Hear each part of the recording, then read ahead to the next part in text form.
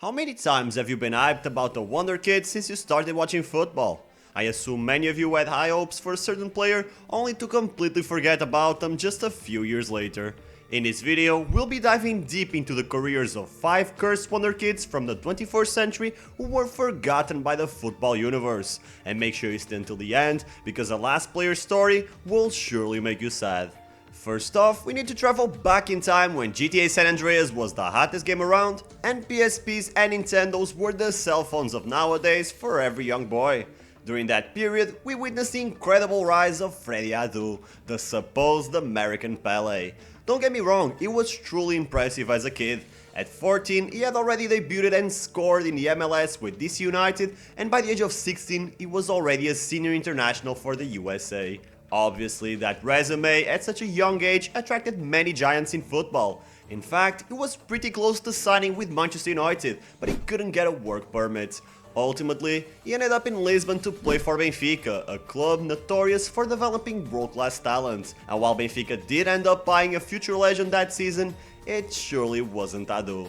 It wasn't because of injuries, mindset, or a club holding him down. Adu simply wasn't good enough. During his stint with Benfica and in the following 4 loan spells, it became evident that he didn't have the vision or the basic technique to make it at the highest level. He was merely a more developed kid used as a marketing tool by people who cared very little about him. Unfortunately, after his Benfica contract ended in 2011, Adu would plunge even further into the abyss, going on to play for 7 other clubs until he retired in 2020 playing for Österlen in Sweden's 3rd tier. Curiously, by the time Freddy Adu was hanging up his boots, another Wonderkid was being hyped to the moon. Ansu Fati had a remarkable run during his youth development days, going straight from La Masia to Barca's first team. Long before you worried about Lamine Yamal, Ansu Fati was seen as the future of Barca and the Spanish national team, as he was already capped by the under-21s since he was 16 years old. The hype around him was already huge, and it only got bigger after he inherited Messi's number 10 following the Argentine's departure to Paris. But you see, there were 2 things holding Fati back: his injuries and his father. After a stunning debut season, Ansu Fati missed 1.5 years of action due to a major knee injury and several other fitness issues. Logically, Barca began questioning his true value, and his father only made things worse by picking fights with the wrong people. He challenged Luis Enrique for calling up his son to the World Cup and not playing him. He threatened Barca that he would take Ansu Fati to Real Madrid, and he managed to anger Messi when he fired his brother from his role as Ansu Fati's agent. There's still time for Fati to have a career breakthrough, but his unsuccessful loan spell at Brighton, the fact that he has only played 2 full seasons in his pro career, plus Barca's desire to get rid of him, don't signal good things for his future. Another promising star with his career destroyed by injuries was Renato Sanches. If you remember Portugal's unlikely Euro Championship win, then you have to remember the trailblazing runs by Sanches. He was a super sub type of player who unlocked matches for Portugal, but he was already a huge star at Benfica, and it only took a season for the biggest clubs in Europe to notice the 19-year-old. But the thing is, transitioning from the Portuguese league to the Bundesliga, let alone to Bayern Munich, requires a huge amount of discipline, mental and physical strength, which, as time went on to prove, Renato didn't have. His debut season with Bayern was seen as a massive flop, and just 1 year after his arrival, he was loaned to Swansea, a team fighting to stay afloat in the Premier League. Everyone expected him to blow up and perhaps get a move to a bigger club in the Prem, but during his stint in Wales, he couldn't even grab a permanent spot in the starting 11. Upon his return to Munich, he continued to let everyone down until he was sold to Lille. Those 3 seasons he spent there would go down as the best years in his career and served as his last chance to break through in a top club.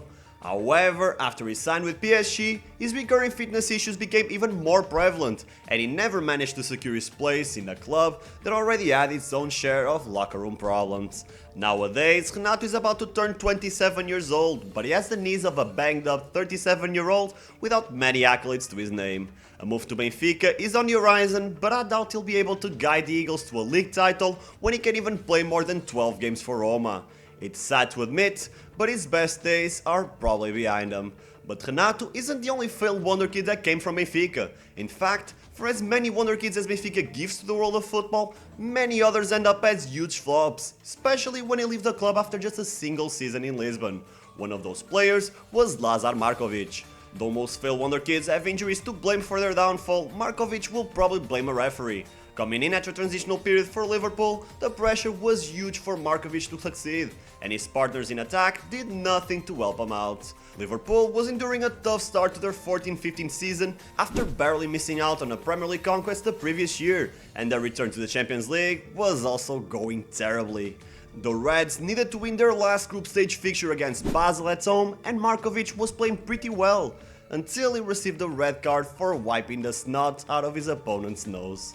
It was a controversial call, but Liverpool ended up eliminated after drawing that match. As you can expect, Markovic took most of the blame, and from that moment onwards, his season completely derailed, and the demanding Liverpool fans turned their backs on the Serbian star. Fast forward 10 years and Markovic lost his locks, his passion, and is currently playing in the United Arab Emirates after several different stints across Portugal, Belgium, Turkey and Serbia. But there's no sadder story than that of the last player in this video. Do you remember Mario Götze?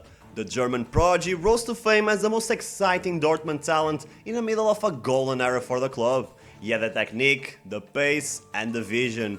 Many called him the German Messi, and his status as one of the biggest candidates to win a Ballon d'Or in the next couple of years only became more evident after he emerged as the hero who won Germany their first World Cup in 24 years. Even though he was playing alongside Robben and Ribéry in their primes, he was still an impactful player for Bayern. But it all came crashing down in his last season in Munich. Suddenly, he wasn't as efficient, he didn't contribute as much, and you know how it goes when you're playing for Pep Guardiola. If you don't perform, you're shown the door. A return to Dortmund didn't change anything, and in 2017, Götze was diagnosed with myopathy, a disease that impacted his muscle fibers and metabolism, making it harder to stay in shape and perform without recurring injuries. To many players, that would be the end of it. After all, if you reach such a spectacular high, how would you deal with everything being taken away from you? Well, Götze didn't give up. He could have retired and everyone would understand, but he simply wouldn't let go of his dream. However, hard work doesn't always guarantee results, and while it's commendable that he's still an active player to this day, he could never lace up his boots for a top side ever again, as even Dortmund deemed him not good enough to play for the club. Currently, he's an important figure for Eintracht Frankfurt, and he was able to return to his national team, although for just 3 matches in 2022 and 2023. And that is it for the video. Let me know in the comments what other Wonderkids should I include in a future video, and don't forget to subscribe to Throne FC for the best football content from all around the world. Thanks for watching until the end, I appreciate you, and I will see you on the next one.